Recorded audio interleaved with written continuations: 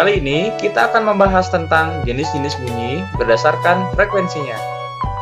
Materi pelajaran IPA kelas 4 SD. Tapi sebelum lanjut menonton videonya, bagi yang belum subscribe,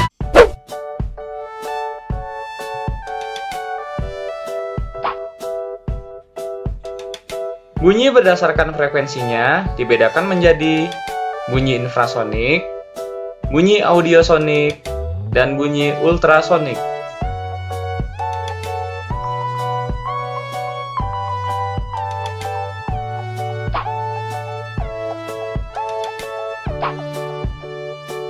Yang pertama, apakah yang dimaksud dengan bunyi infrasonik?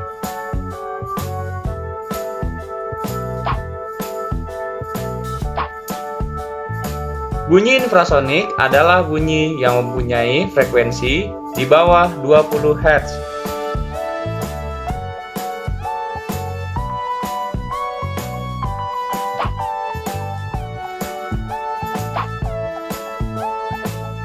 Siapa yang bisa mendengar bunyi infrasonik ini?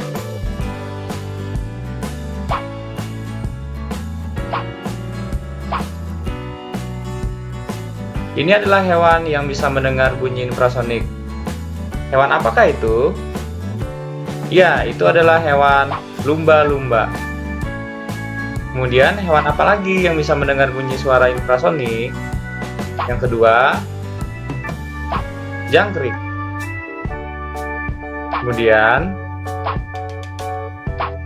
dan anjing.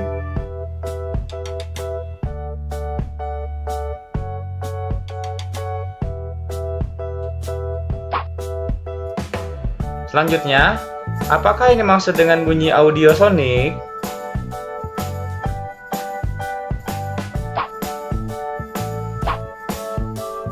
Bunyi audiosonik adalah bunyi yang memiliki frekuensi antara 20 sampai 20.000 Hz.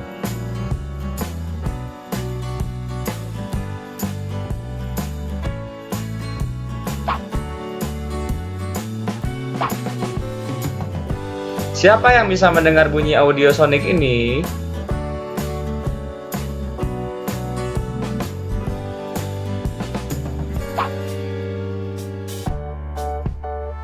Yang bisa mendengar bunyi audiosonik ini adalah manusia.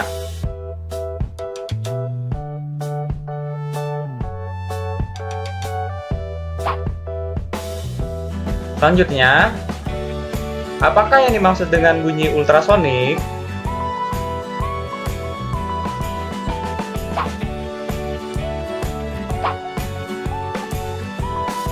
Bunyi ultrasonik adalah bunyi yang memiliki frekuensi di atas 20.000 Hz.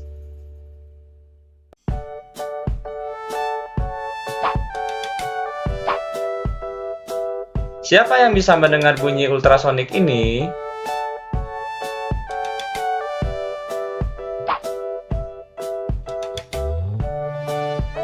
Yang bisa mendengar bunyi ultrasonik ini antara lain kelelawar, paus, dan tikus.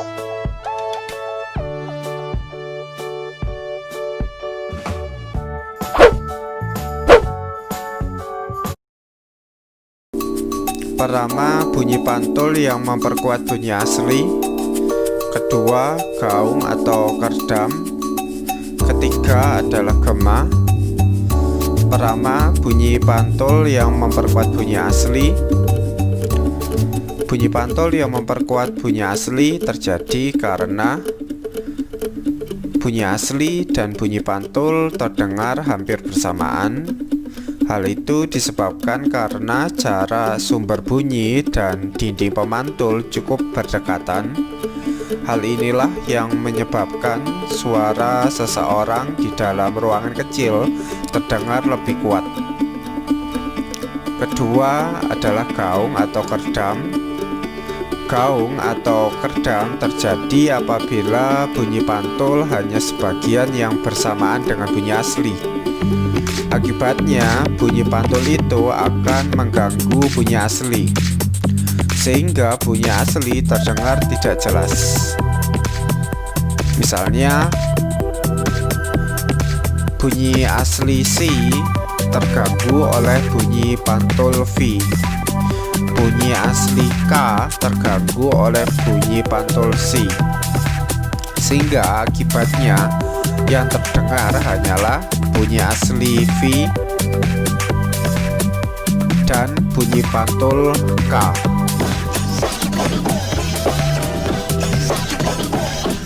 Ketiga, gema. Gema adalah bunyi pantul yang datangnya sesudah bunyi asli selesai diucapkan. Jadi bisa disimpulkan saat kita telah mendengar bunyi asli, maka kita akan mendengar bunyi pantulnya. Pada video selanjutnya saya akan membahas tentang bagaimana pemanfaatan bunyi pantul dalam kehidupan sehari-hari. Anda bisa klik videonya di video description di bawah ini.